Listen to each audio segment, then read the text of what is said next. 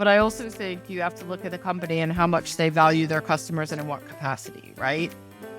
If they are just dollars in the door, that's a different play than companies that want that sustainability, that want those players to be healthy and entertained.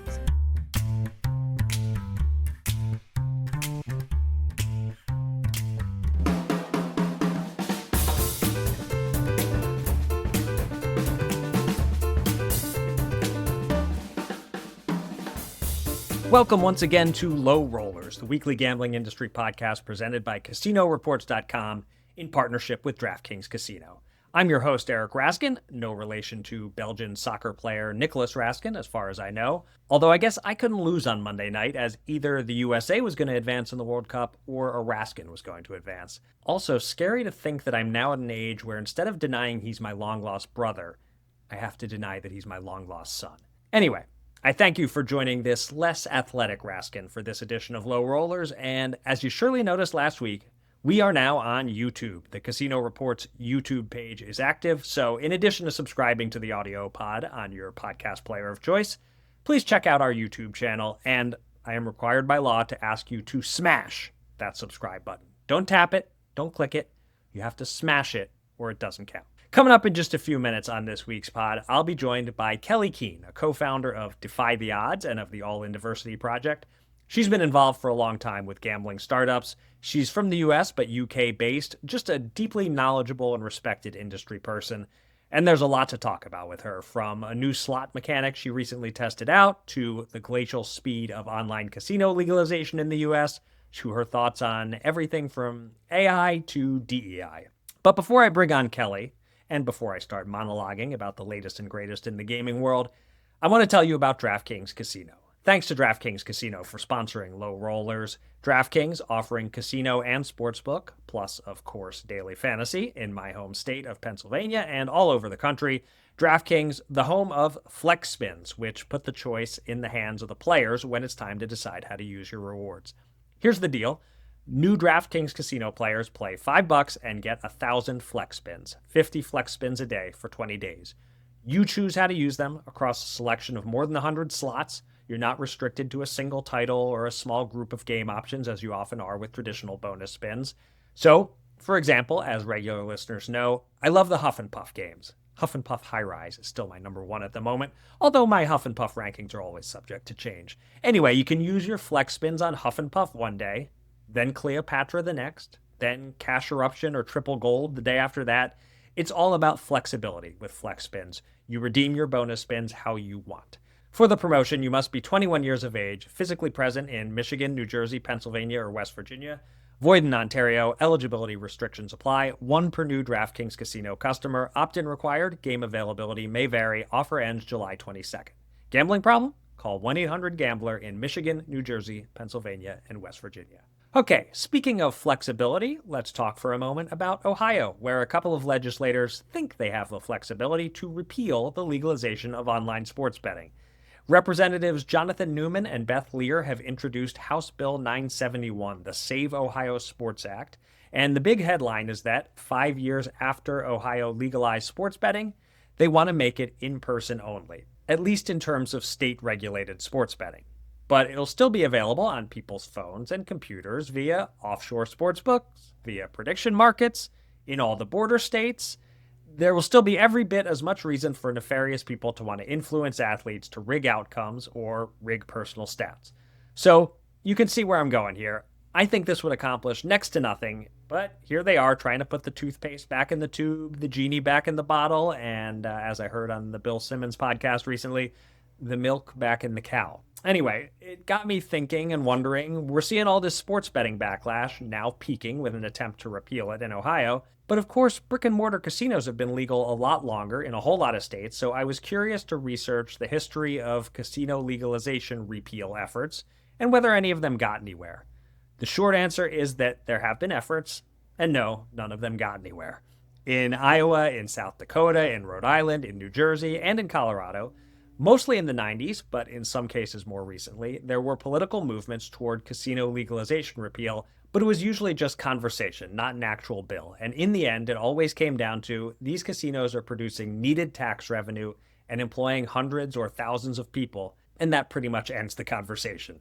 Mobile sports betting is a little different in that the jobs it creates in Ohio are limited, but still, at some point, someone with a clue will mention that making it illegal won't stop it from happening and instead will just make it less safe and will cost Ohio tax dollars. But as far as toothpaste in tubes goes, because of the employment factor, land-based casinos are nowhere near as susceptible to actual repeal as mobile sports betting is. But, to be clear, this is a lot of wasted breath in Ohio, and I would assume the lawmakers behind the Save Ohio Sports Act know that and just want to portray themselves as noble political warriors. Sports betting definitely has an image problem these days. Sorry, Governor DeWine, you're just going to have to go back to trying to tax sports betting into oblivion. Okay, let's get to this week's interview. Please enjoy a few seconds of music, and when I come back, I'll be joined by Kelly Kehn.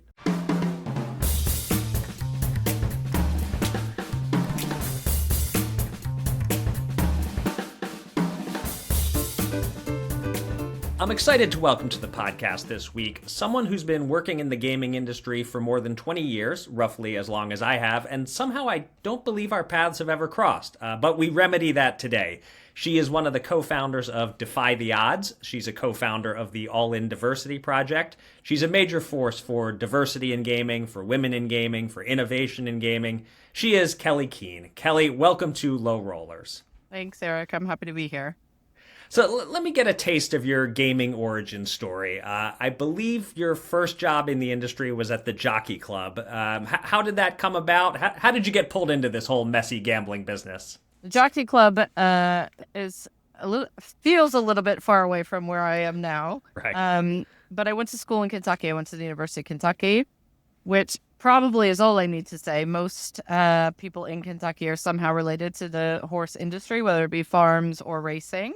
Mm-hmm. So that job came available when I graduated university. I joined their communications team. For those who don't know, the Jockey Club is basically the regulator, rule maker for breeding and rules for racing. And it's the same in the UK as it is in the US. They are different entities, but they're very similar. So I got my start in horse racing. Okay. And would you have guessed then that you would be in gaming in some shape or form for the next couple of decades after that?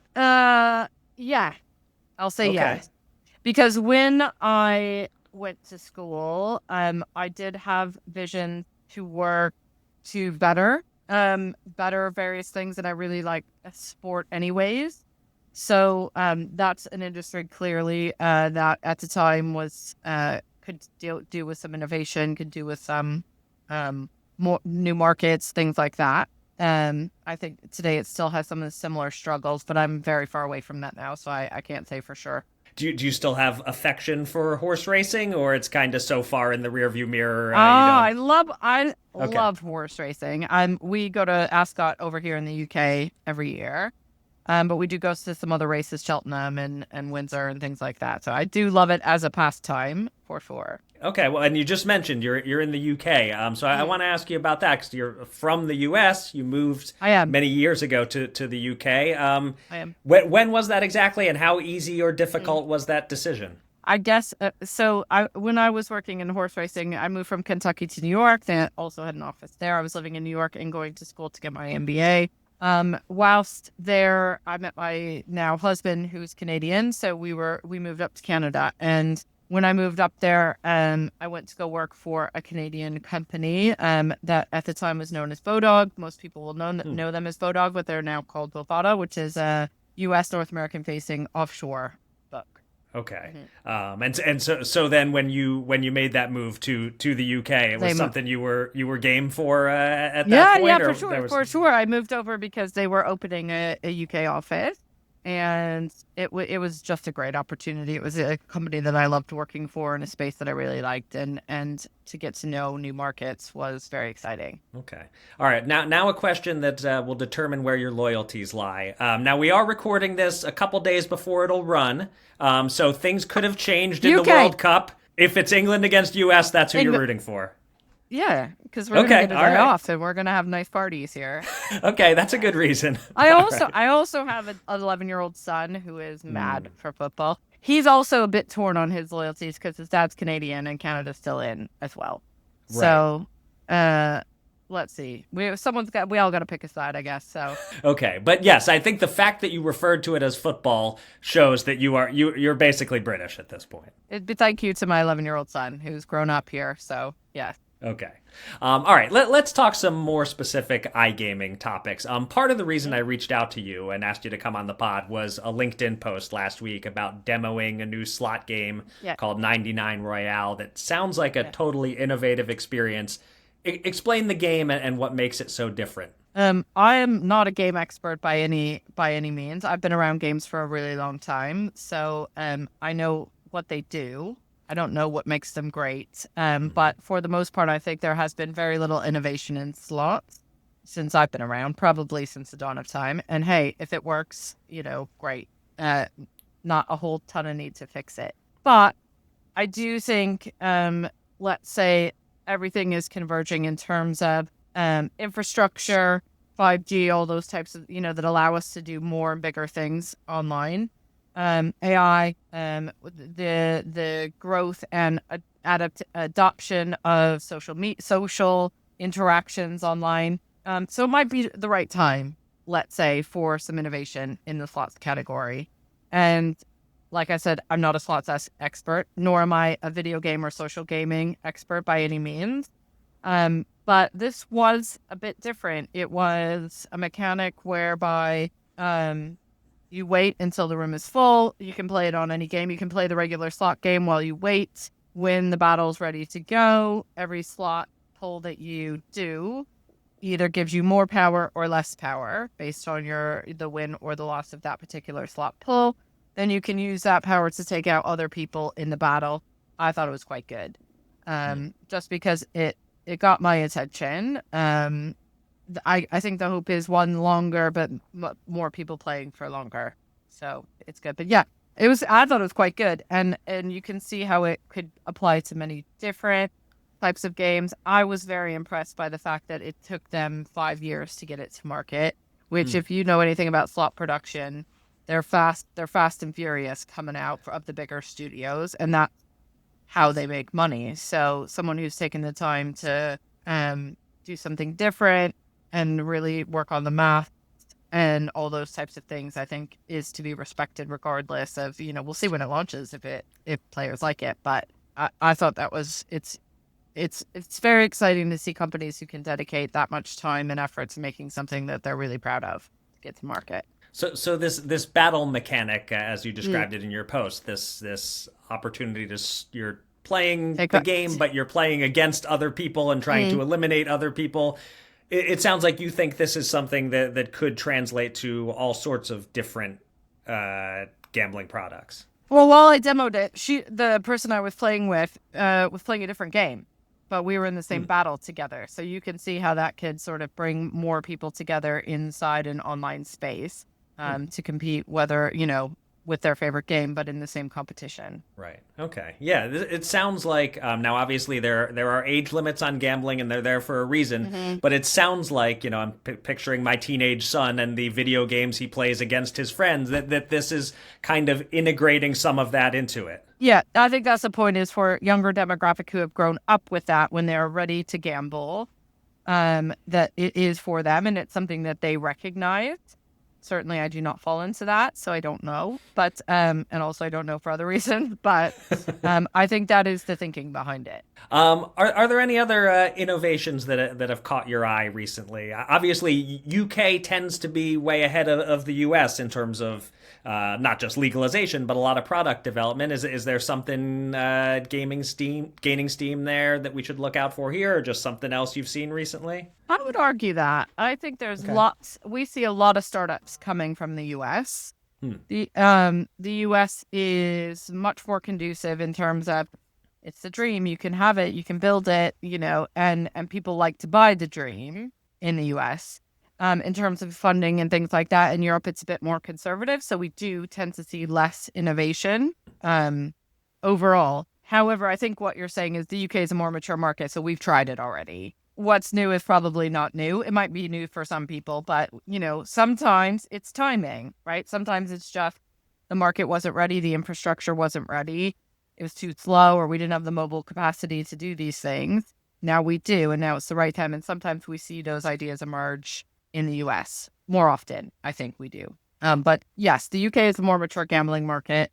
And in terms of innovations that I have seen, lots of like great games coming to market. I really like the emergence of skill games or online skill games, which is players versus player. I think what we need to be careful of is also the emergence and the readily availability of bots. So that's fine if you know that's what you're doing, but if that's going to downgrade your trust in that particular game, that you're not actually playing against a person. I think we've seen it in poker, we've seen it in chess, we've seen it in other games that we need to be aware of. So that player matching, that ability to play against other players, and that transparency there, I think will be key. But I really do like the emergence of that particular sector. I think there's lots of great studios coming through, Thunder being one of them. We're seeing a lot from them. And I think a lot of casinos are going to start to look at this type of skill game, even though doesn't fit U.S. regulation just yet. It does allow them to be a lot more flexible in the states that they go into right now. But I think it will be a product that all regulated casinos will look to in the future. It's interesting you bringing up this bot challenge. With the startups that you're talking to, is that a prominent thing on people's minds of if we're going to launch whatever this product is, we have to figure out the bot problem? I think you need to decide. I think it's part of your strategy as a startup. Bots are expensive, but they're not as expensive as, brand reputation, I would argue. But they do help you. It's very hard to get players in, to get liquidity. Like, that's your full-time job if you've got something like that. So I think it's a trade. I mean, it's like anything, right? It's like what regulatory jurisdictions do you go into? It's all part of understanding the ups and downs. It's not all up. Right. Obviously, if we're talking about innovation in anything tech related, we have to talk about AI. Give me one way in which you're anticipating AI dramatically changing online gaming over the next couple of years. Well, I think it's already happening. The ability to get games to market faster. Game development is expensive. I'm not sure those are good games to market. I can't say that, but I do think it will change how much content that we see. I think both development and content are going to become a commodity. So we really have to work on the communities that we build and the trust that we build inside those communities, because we all know we can put out content as quick as anything now, and it's going to get quicker. We are all vibe coding our own stuff, our own helpers and agents and all that sort of thing that we have now. So I think we need to be more creative and more authentic sort of with the human side of what we're doing and who we're interacting with as our customers. I mean, one thing I guess with AI that, people have mixed feelings on, is it more problematic than helpful? And is it going to lead to the downfall of society? And there's all these different opinions. But one way in which I think people agree it can really help is on the problem gambling, responsible gambling side, that the AI can help with identifying changes in a player's behavior. Is that something that's talked about a lot on when you're with these startups or just in your industry, of sort of the way AI can factor into RG? Yeah, for sure. I think RG is really important, and RG is a great example because in my mind, it should be 50-50. We should be able to predict behaviors, but there should also be a human trust level, right? Because no one's going to come forward and admit they have a problem unless they trust what's on the other end, that they're safe, right? And I just don't think that comes from a robot. Maybe one day it will. Maybe with some people it does. I just don't think right now that's the way forward for building that trust and actually helping people. I do think for identification and for knowing it well ahead of time. But I also think you have to look at the company and how much they value their customers and in what capacity, right? If they are just dollars in the door, that's a different play than companies that want that sustainability, that want those players to be healthy and entertained. And so I guess obviously you don't have to name names of companies, but I guess you've seen a lot of both, that there are some that really seem to care about the customers, and you've run into some that aren't. Okay. Yeah, for sure. For sure. And Yeah. listen, they're not bad. And I still to this day stand like neither one is bad or good. I stand on the premise though that players do not care if you have a license. If it's a good UX, if it looks good when they get there, if they've been marketed to properly, if they can get their money in and they get their money out, they do not care about that little label at the bottom of the website. Now, if something bad happens, then they care, right? But for the most part, if you're either going to care about your customers or not, is what I'm saying. Whether you're gray, black, white, whatever, and it doesn't matter what you have on the bottom or who's forcing you to do what. Like, you either see it or you don't. This is the longevity of your company. Gotcha. One thing I'm curious for your perspective in the industry and specifically looking at it from the UK. What do you make of how slowly online casino legalization has moved in the U.S.? Are you at all surprised by how incredibly slow it's been, or non-existent?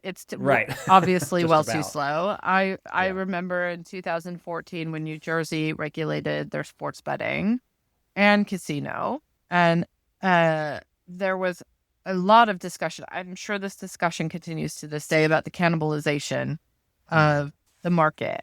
And I think we've proven that's not going to happen. That's not true.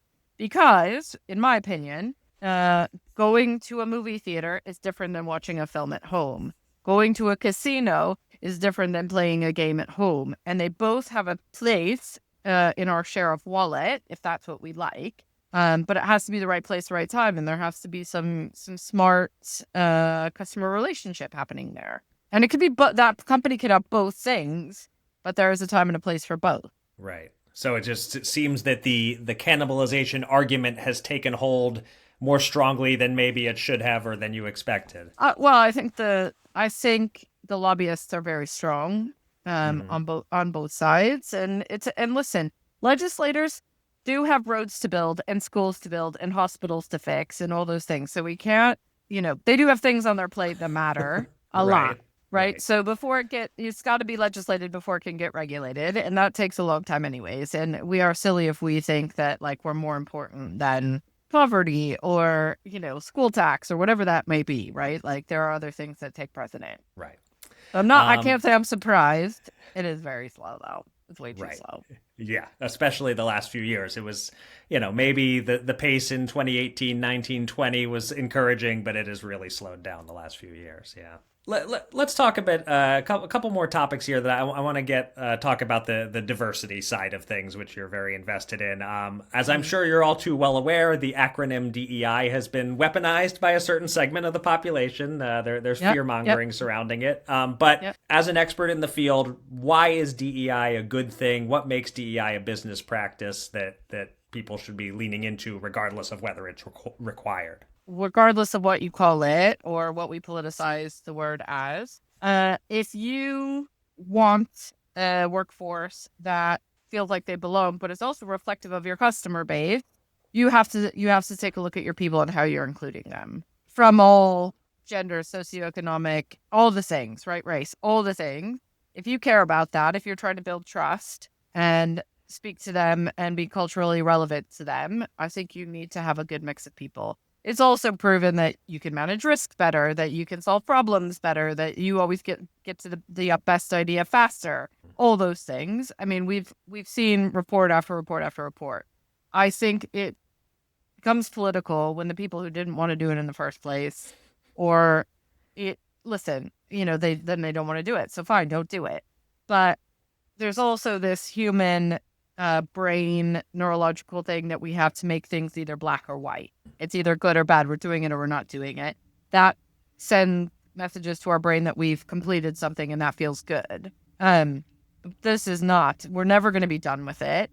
It's never going to be black or white. There's always going to be, we want to make sure that we get the best ideas and that sort of thing because we want to grow and we want to be a better industry. So if we can recognize that, and if companies that value that people and that it's never going to be done, we'll continue to do it no matter what we call it. So I still stand, like, I'm by no means an expert, but it is my North Star. I still think we will be a better industry when our people feel like they belong. It truly. and they feel like their ideas are heard and all those sorts of things. Because at the end of the day, that's what we're trying to get to, right? Is we want the people that we're paying, and we pay a lot, to stay a long time, to build something great, to feel like they have some kind of ownership in it. And I feel really strongly about that is a clear path, to being a better industry. All right, and related to that, we go to these conferences, look around any of these rooms. It's still a very male-dominated industry. But Yep. do you feel like progress is being made in terms of more women in gaming, women rising the ranks in gaming, or not really? Is it kind of more flat than growing in your view? For sure, it's growing. Back when we started All In 2016. 0 articles, 0 awards, 0 anything out there for women. I think there's Global Gaming Women's been around longer than that, but now it's not unheard of. I run a network for female CEOs. There's more than 250 women in that globally in gaming. So it is now celebrated, socially acceptable to be in a leadership position.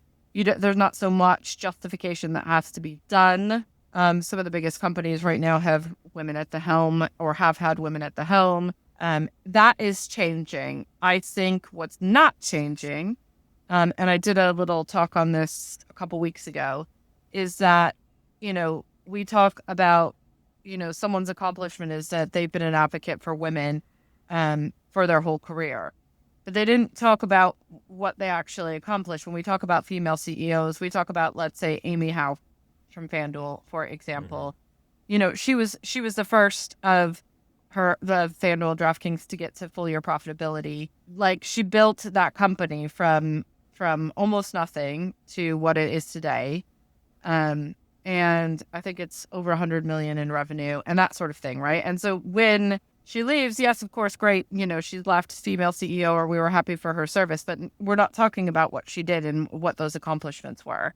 Whereas I do think sometimes when you talk about men and what they do, it's like, oh yeah, that guy did this. Like, he invented, multiplayer blackjack example. Where here we talk about the sort of soft side of women. She's a great person. She's an advocate. She's a role model, But we do need to talk a little bit more about what they did so that we can bring the fact that it's okay to achieve those things into the normal world. Yeah, that's interesting to bring her up, and specifically sort of the way that her separation from FanDuel was covered, was that there was a lot of focus on she took the fall for the stock price, and was this fair and was this not? Yeah, I don't think that's new.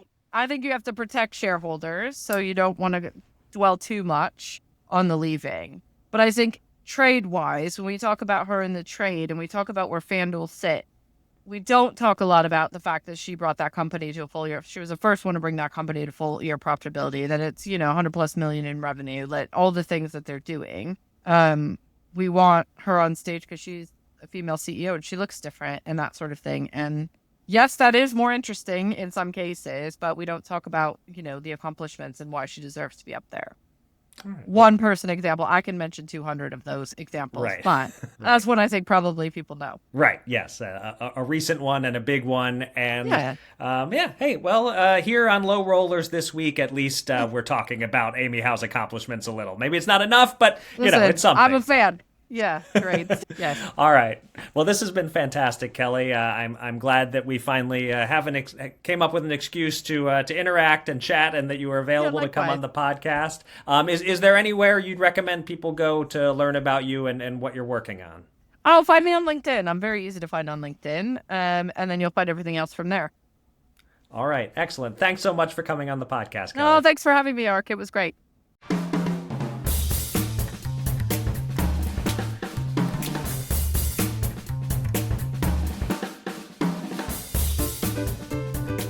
Okay, my thanks again to Kelly, and as I noted, we recorded that early in the week when the U.S. was still alive in the World Cup. Now she has no possible mixed rooting interests, although she clearly didn't have mixed rooting interests anyway. She is firmly behind her adopted home team of England. Speaking of the World Cup, following up on last week's pod, as I mentioned, I put my DraftKings free bet on Senegal, or Senegal, as I took to calling them excitedly during the 2 hours or so I turned into a soccer fan. and they choked in brutal fashion, so I ended up with nothing to show for my World Cup betting. As usual, it's a good thing I am a true low roller. Now, here's a fun topic to end the show this week, something from the world of lottery. Pollard Banknote has announced a licensing agreement with the Bob Ross brand.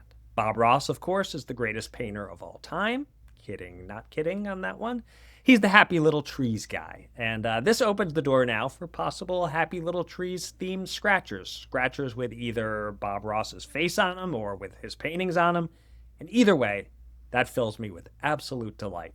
His show was called The Joy of Painting. If there isn't an ad campaign about the joy of scratching, someone should be fired. Although, I guess maybe the joy of scratching could sound a bit R-rated. Anyway, that brings us to nearly the end of the podcast, but first, I don't normally tease the next week's episode because I don't normally know who I'll be talking to on the next week's episode, but the timing is such that the WSOP main event plays down to its final table next Monday and then goes on a 3-week break. So I have every intention of bringing on a poker guest next week.